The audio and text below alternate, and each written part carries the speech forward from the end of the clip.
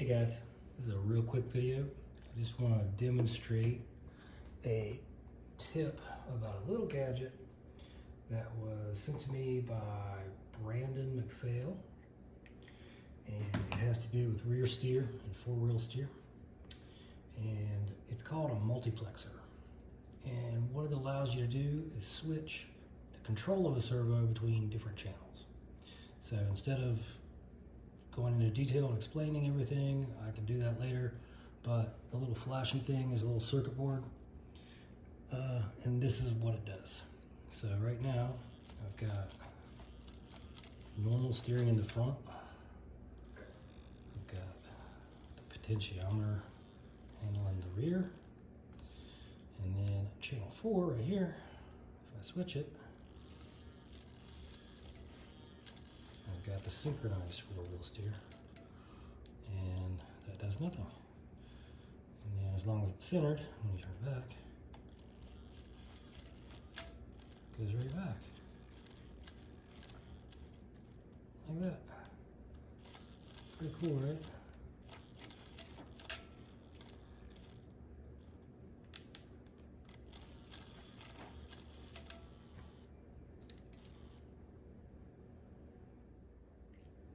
So here's a little closer look at it, now that I've got it all powered down. It's a little circuit board, got a bunch of headers on it. It'll switch back and forth between 4 channels, which sounds, it's hard to explain. So you can have it switch between 2 channels 4 different times. If you add, you're never going to use that. You're going to use maybe 1 or 2. But that's the size of it. That is a Tech Lizard Pro right there. So that's the size. It's not too big. For this little buggy though, I don't know if I'm going to be able to use it. I probably can. I'm pretty good at squeezing stuff into small spaces, like the back of a Volkswagen. Yeah, this is the BS6 that comes with the Flysky GT5. I'll give you a comparison there. That's about the size. And I glanced at the instructions. I kind of knew how it worked. There is some kind of learn mode. I think that's for if you want to, if your radio or your channel that you're using isn't quite within the normal range, it can accommodate that. But I'm using these. I've never seen these. These are really cool. They're actually for like Arduino projects or something, but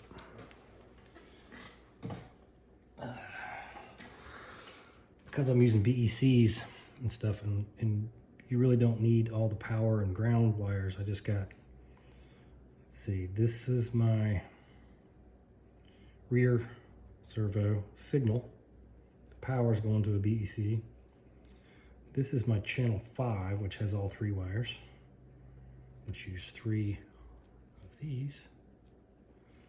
And this is my signal from channel 4, and then this is my signal from channel 3, I think. And they're just plugged in. So they're basically like the normal servo connectors, but just 1 pin.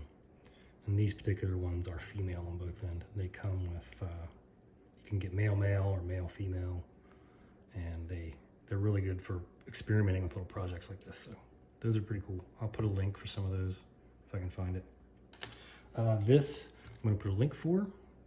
It's like 10 bucks. I think the shipping was a lot. I think it was like $7 or something, but it came in just a few days.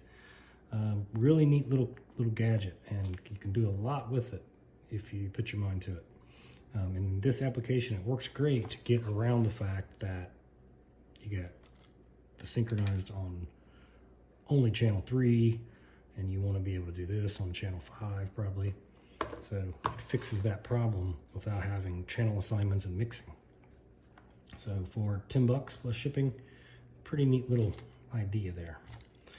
Eventually I'll do a video that explains all this wiring, and then someday I will eventually chop off all this extra wire and stuff it in here, but for now, for experimenting, I'll leave it all alone. Yeah, so this is not bad on the size. You can work with that.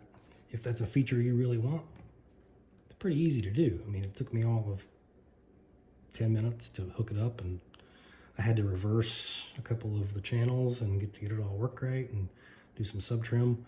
Literally 10 minutes, and it works. All right. Check the description for the links. Oh yeah. Brandon said he might want to move. He's actually doing it with his channel 6. It will work with the potentiometer. You just turn it one way and it does one function, and you turn it to the other and it switches to the other channel and does the other function. Because a lot of people have 2-speed or dig or something on this channel. So if you have that and you want to put it up here, he mentioned he might want to change this to a switch, which I will do in another video, because it does take,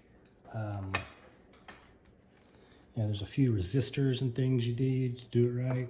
You can't just hook it to a switch. There's some other stuff, but it's not that complicated, and I'll show you how to do that in the next video.